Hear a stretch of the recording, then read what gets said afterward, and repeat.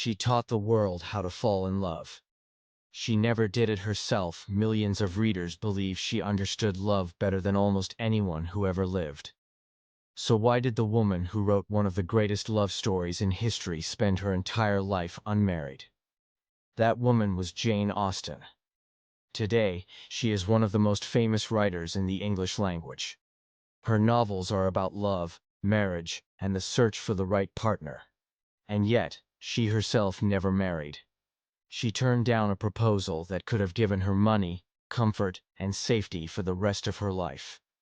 Why would she do that?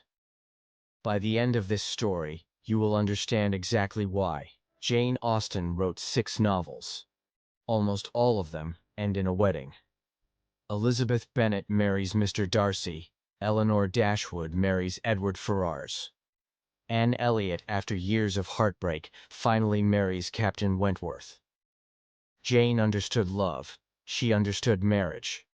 She wrote about both, again and again, with more wit and more honesty than almost any writer before her.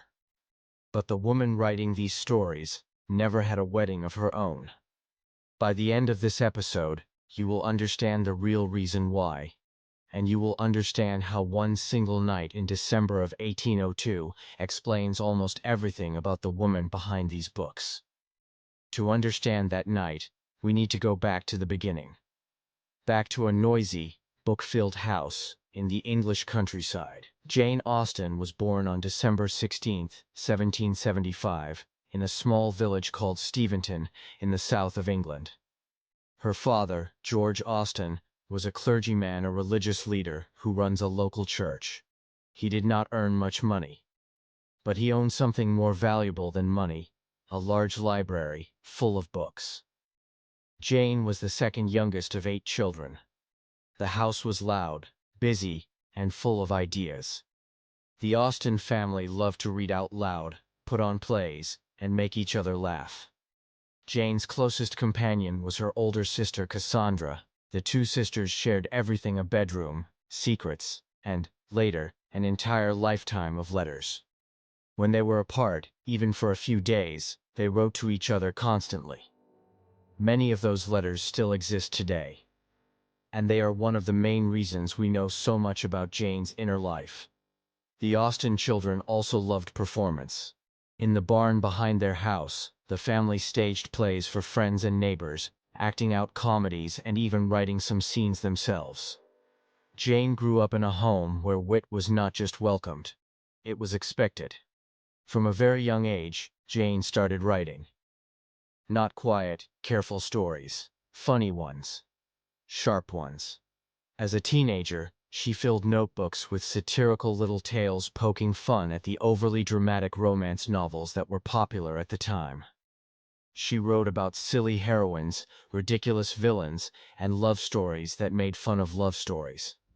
She was clever, she was funny, and even as a child, she noticed something most people around her seemed to accept without question: that in her world, marriage was rarely just about love. It was about money. A young woman's future often depended on her dowry, a sum of money or property that a bride's family gave to her husband when she married.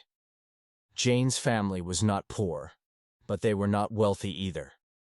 There was very little money set aside for a dowry for Jane or her sister. That single fact would shape almost everything that happened to her next. Jane was 20 years old. She met a young Irish law student named Tom Lefroy, who was visiting relatives near her home for the winter. They danced together at parties. They talked for hours. In letters to her sister Cassandra, Jane wrote about him with real excitement, describing him as gentlemanlike and pleasant, and joking that she expected he might propose to her any day. Jane even admitted, half joking, that she and Tom behaved so playfully together at one dance that other guests in the room had started to notice and talk. For a short while, it looked like Jane Austen might live out one of her own love stories. But there was a problem. Neither Jane nor Tom had money, and in this world, that mattered enormously.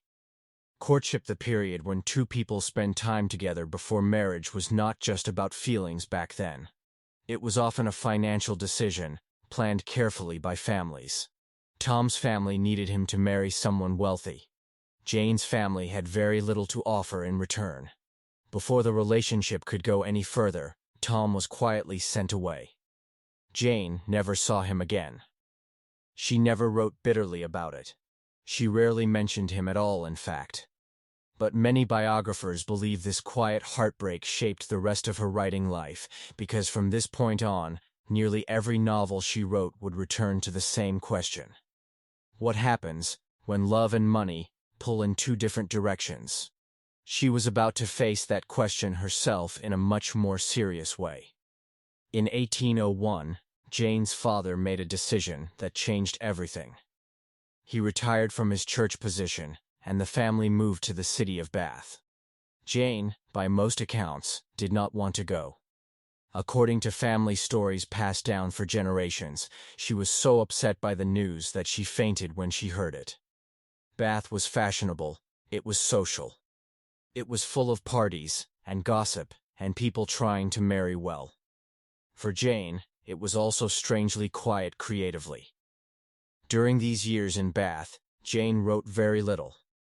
This surprises many people today, since Bath seems like exactly the kind of place that inspired her novels. But for Jane herself, it was one of the least productive periods of her entire life. Meanwhile, the family's financial situation was getting worse, not better. Her father's retirement meant less income. Her mother worried constantly about money. And in this world, an unmarried woman with no income of her own had very few real options. Jane already had more than one manuscript sitting unpublished. Manuscript is a finished piece of writing before it becomes a printed book. Years earlier, her father had written to a publisher on her behalf, offering an early draft of a story called First Impressions. The publisher rejected it without even reading a single page. That story would later become one of the most famous novels in English literature. But in 1802, it was just pages in a drawer. Around this same time, Jane did manage to sell the rights to another manuscript, a shorter novel called Susan, to a different publisher. It should have been an exciting moment. Instead, the publisher simply never printed it. The book sat, unpublished and unread, for more than a decade. Jane would eventually have to buy the rights back herself, just to have any control over her own work again. By 1802, Jane Austen was 26 years old, unmarried, and running out of easy options. That same year, everything came to a sudden, dramatic head in a single night, at a house called Manydown Park. Jane and Cassandra were visiting old family friends, the Big family, at their home in Manydown Park. The Big sisters had a younger brother named Harris Bigwither. He was set to inherit the family's large estate, meaning he would receive the property and wealth after his family passed it down to him. On the evening of December 2nd, 1802, Harris proposed marriage to Jane. This was not a small offer. Marrying Harris would have solved almost every one of Jane's problems: overnight, financial security, a beautiful home, a future for her aging parents, stability for the rest of her life. Jane said yes.